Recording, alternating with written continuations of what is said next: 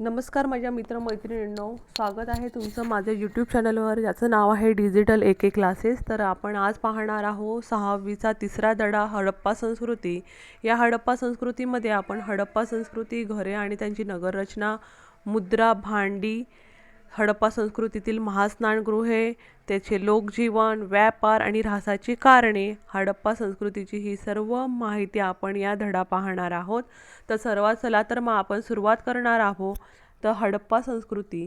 तर हडप्पा संस्कृती ही इसवी सन 1921 मध्ये पंजाबमधील रावी नदीच्या काठी हडप्पा येथे उत्खनन प्रथम सुरू झाले, म्हणून या संस्कृतीला हडप्पा संस्कृती असे नाव मिळाले. या संस्कृतीला सिंधू संस्कृती या नावानेही ओळखले जाते.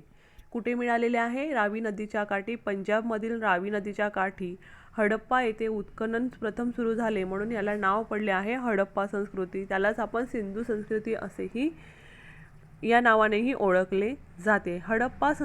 हडप्पाच्या दक्षिणेला सुमारे 650 किलोमीटरवर सिंधू नदीच्या खोऱ्यात मोहनजोदडो येथे उत्खनन झाले. कोठे? मोहनजोदडो येथे उत्खनन झाले. हडप्पा आणि मोहनजोदडो या दोन्ही स्थळांच्या उत्खननातून वस्तू आणि वास्तू यांचे जे अवशेष सापडले त्यांच्यात कमालीचे साम्य होते.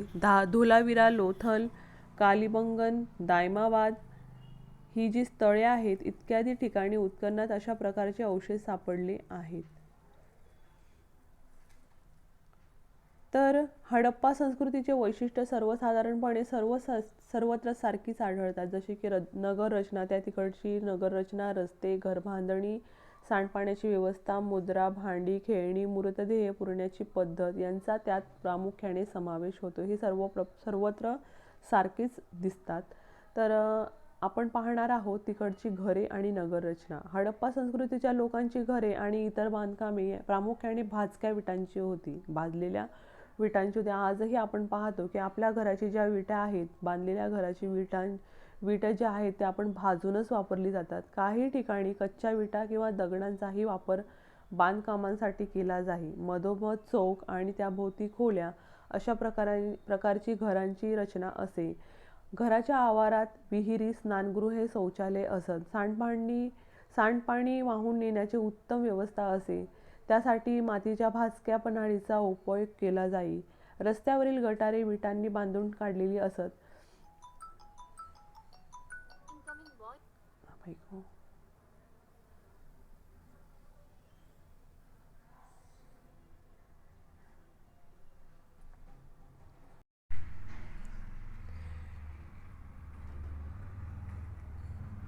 आता आपण पाहणार आहोत तर घरे आणि नगररचना. हडप्पा संस्कृतीतील घरे आणि नगररचना. हडप्पा संस्कृतीच्या लोकांची घरे आणि इतर बांधकामे प्रामुख्याने भाजक्या विटांची होती, आपण हे पाहिलेलेच आहेत. तर त्याच्या मधोमध चौक आणि त्याभोवती खोल्या अशा प्रकारची घरांची, एक चौक मधोमध काय असेल तर चौक असेल आणि त्याभोवती खोल्या अशा प्रकारची घरांची रचना असे. आणि घराच्या आवारात विहिरी, स्नानगृहे, शौचालय असत. सांडपाणी वाहून नेण्याची उत्तम व्यवस्था असे. म्हणजे आजूबाजूला जे आपल्या घराच्या आवारात विहिरीही होत्या, स्नानगृहेही होते आणि शौचालयही होते. त्या काळात सुद्धा ह्या सगळ्या व्यवस्था होत्या. सांडपाणी वाहून नेण्याची उत्तम व्यवस्था असे. त्यासाठी मातीच्या भाजक्या पन्हाळीचा उपयोग केला जाई. रस्त्यावरील गटारे विटांनी बांधून काढलेली असत, ती झाकलेली असत. यावरून सार्वजनिक आरोग्याबद्दल ते किती जागरूक होते हे आपल्याला दिसून येते. तर ही जी आपण खाली पाहत आहोत ते हडप्पा संस्कृतीची विहीर आहे मध्ये, आणि त्याच्या बाजूला आपण बघत आहोत की कशा प्रकारे ही विहीर आहे आणि त्याच्या आजूबाजूला अशा प्रकारे विटांनी बांधलेलं ते बांधकाम आहे. आपण पुढे पाहणार आहोत तर रस्ते अरुंद असून एकमेकांना काटकोनात छेदतील अशा पद्धतीने बांधलेले असत. त्यामुळे तयार होणाऱ्या चौकोनी मोकळ्या जागेत घर बांधली जात.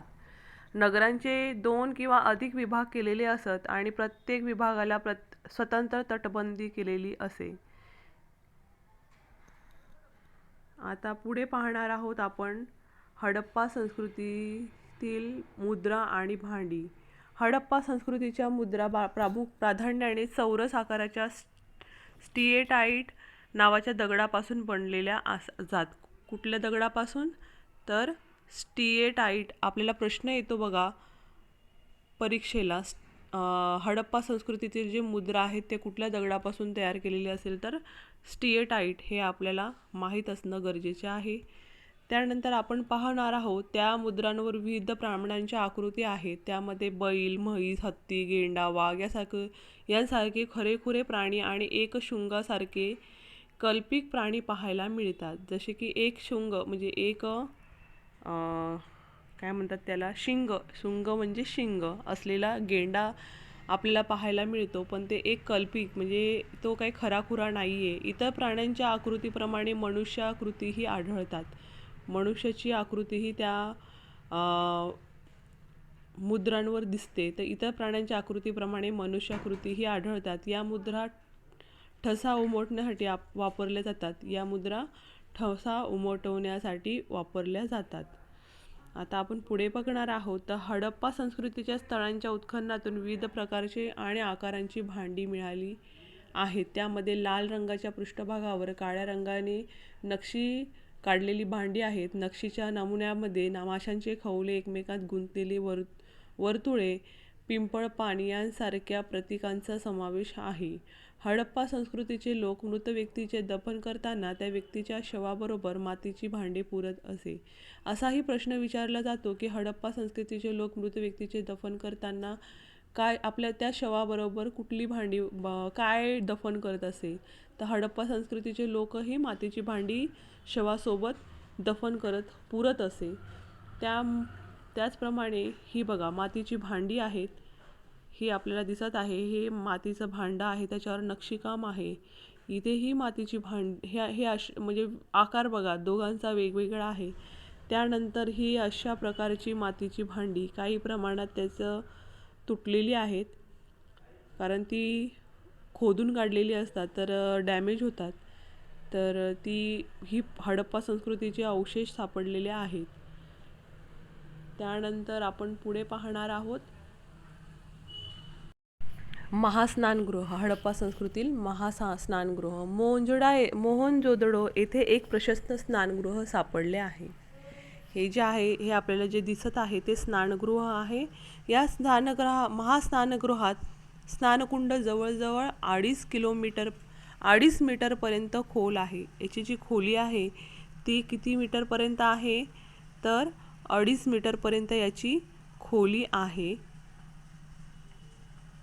याची खोली 2.5 मीटरपर्यंत आहे आणि त्याची लांबी 12 मीटरपर्यंत आहे. ही जी लांबी आहे ही किती आहे तर 12 मीटरपर्यंत आहे आणि लांबी 12 मीटर आणि रुंदी 7 मीटर होती. आणि कुंडातील पाणी झिरपून जाऊ नये म्हणून आतून पक्क्या ह्या ज्या आहेत ह्या पक्क्या विटांनी याचं बांधकाम केलं आहे. हे जे खाली दिसत आहे हे कुठल्या पक्क्या विटांनी याचं बांधकाम केलेलं जात असेल, ते कारण तिकडचे ते पाणी झिरपून जाऊ नये म्हणून त्यात उतरण्यासाठी व्यवस्था केली होती.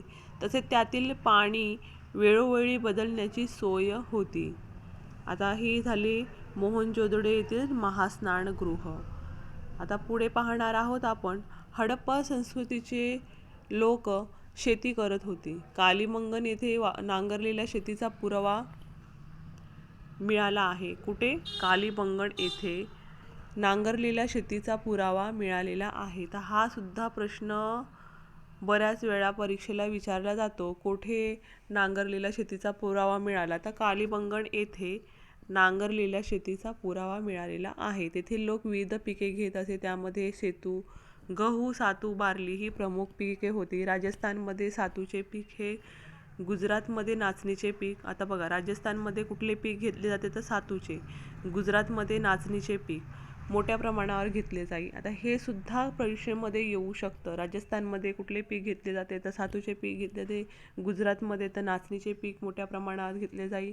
याखेरीज वाटाणा, तीळ, मसूर इत्यादी पिके काढली जातात. मग आता आपल्याला जर विचारलं तर वाटाणा, तीळ, मसूर ही देखील हडप्पा संस्कृतीमध्ये घेतली जाणारी पिके आहेत. तर हडप्पा संस्कृतीच्या लोकांना कापूस माहीत होता, म्हणजे ह्यांना कापूस, आपल्याला माहिती आहे कापूसाचा उपयोग काय होतो. तर कपडे विणण्यासाठी आपल्याला कापूसाचा, म्हणजे ह्या लोकांना, हडप्पा संस्कृतीच्या लोकांना कापूस माहीत होता. उत्खननात मिळालेले पुतळे, मुद्रांवरील चित्रे आणि कापडाचे अवशेष इत्यादी पुराव्यावरून ते कापड विणत असावेत. बघा आता त्या काळात सुद्धा कापड विणत असावेत, कारण त्या लोकांच्या अंगावर आपल्याला कपड्याचे अवशेष मिळालेले आहे. ते म्हणजे ते कापड विणत असत. स्त्री पुरुषांच्या पोशाखात गुडघ्यापर्यंतचे वस्त्र आणि उपरणे यांचा समावेश होता. विविध प्रकारचे दागिने उत्खननात सापडले, जसे की सोने, तांबी, रत्ने, तसेच शिंपले, कवड्या, बिया इत्यादींचे होते. बघा हे दागिने कुठले होते? सोने, तांबे, रत्ने, तसेच शिंपले, कवड्या, बिया इत्यादींचे होते. अनेक पदरी माळा, अंगठ्या, बाजूबंद, कमरपट्टा हे अलंकार स्त्री पुरुष वापरत. स्त्रिया दंडापर्यंत बांगड्या घालत. दंडापर्यंत काय घालत असेल तर बांगड्या घालत होत्या. तर हडप्पाकालीन कलेचा उत्कृष्ट नमुना म्हणजे तेथे सापडलेला एक वैशिष्ट्यपूर्ण पुतळा. त्याच्या चेहऱ्याचा प्रत्येक तपशील अत्यंत सुस्पष्ट आहे. एवढेच नव्हे तर त्याने खांद्यावरून घेतलेली शाल आणि त्या शालीवरील त्रिदलाची नक्षी ही अत्यंत सुंदर रीतीने दाखवली आहे. आपल्याला ह्या पुतळ्यामध्ये दिसत असेल की त्याच्या अंगावरून ही शाल ओढली गेली होती आणि त्या शालीवरती सुंदर असे नक्षीकाम दिसत आहे. त्या हडप्पाकालीन काळामध्ये सापडलेला हा पुतळा आहे तेव्हाचा. तर आता आपण जाणून घेऊयात की हडप्पा काळातील व्यापार कशा प्रकारे करत असे. तर हडप्पा संस्कृतीचे लोक भारतात त्याचप्रमाणे भारताबाहेरील देशातही व्यापार करत असत. सिंधूच्या खोऱ्यात चांगल्या दर्जाचा कापूस होत असे. कुठे? सिंधूच्या खोऱ्यात तर चांगल्या प्रकारचा कापूस होत असे. काय होत असे तर चांगल्या प्रकारचा कापूस हा कुठे होत असे? सिंधू खोऱ्यात चांगल्या प्रकारचा कापूस होत असे. तो पश्चिम आशिया आणि दक्षिण युरोप आणि इजिप्त या प्रदेशांना निर्यात होते. कुठे? पश्चिम आशिया, दक्षिण युरोप आणि इजिप्त या देशांना निर्यात होत असे. सुती कापड देखील निर्यात होत असे. इजिप्तमध्ये मलमलीचे कापड हडप्पा संस्कृतीचे व्यापारी पुरवत असे. इजिप्तमध्ये मलमलीचे कापड हडप्पा संस्कृतीचे व्यापारी पुरवत, म्हणजे हडप्पा संस्कृतीचे लोक हे मलमलीचे कापडसुद्धा तयार करत आणि इजिप्तमध्ये ते पुरवत असत. आणि काश्मीर, दक्षिण भारत, इराण, अफगाणिस्तान, बलुचिस्तान येथून चांदी, जस्त, मौल्यवान खडे, माणके, देवदार लाकूड इत्यादी वस्तू आणल्या जात असते. कुठून? काश्मीर, दक्षिण भारत, इराण, अफगाणिस्तान, बलुचिस्तान येथून चांदी, जस्त, मौल्यवान खडे, माणके, देवदार लाकूड इत्यादी वस्तू आणल्या जात. परदेशातील चालणारा व्यापार खुष्कीच्या आणि सागरी अशा दोन्ही मार्गांनी होत असे.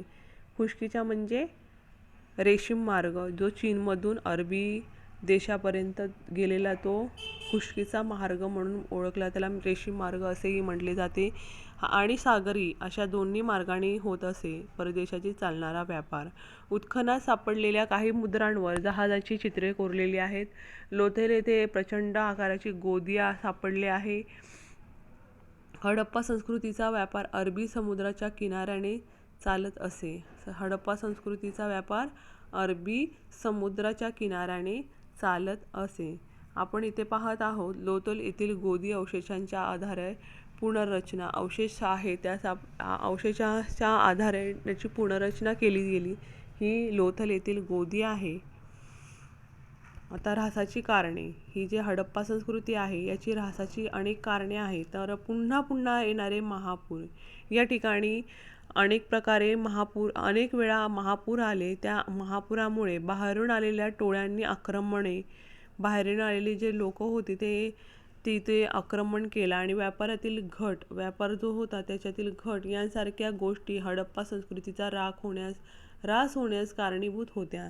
त्याचबरोबर पर्जन्यमान कमी होणे, नद्यांची पात्रे कोरडी पडणे, भूकंप, समुद्र पातळीतील बदल यांसारख्या कारणामुळे ही काही स्थळे उजाड झाली. अशा कारणांमुळे लोकांनी मोठ्या प्रमाणात स्थलांतर केले आणि हडप्पा संस्कृतीमध्ये शहरांचा ऱ्हास झाला. हडप्पा संस्कृतीची ही भरभराटी आलेली संपन्न अशी नागरी संस्कृती आहे. तिने भारतीय संस्कृतीचा पाया घातला आहे. तर आपण पाहिलं की हडप्पा संस्कृती संबंधितची पूर्ण माहिती आपण या पाठात पाहिली. तिकडचे आपण महास्नानगृह पाहिली, मातीची मुद्रा पाहिली, नगररचना, घरे पाहिलीत. अशा प्रकारे आपण ही हडप्पा संस्कृती अभ्यासली आहे. तर तुम्हाला हा व्हिडिओ आणि हा जर धडा तुम्हाला समजला असेल तर चॅनलला नक्कीच सबस्क्राईब करा आणि व्हिडिओला नक्कीच लाईक करा. थँक्यू.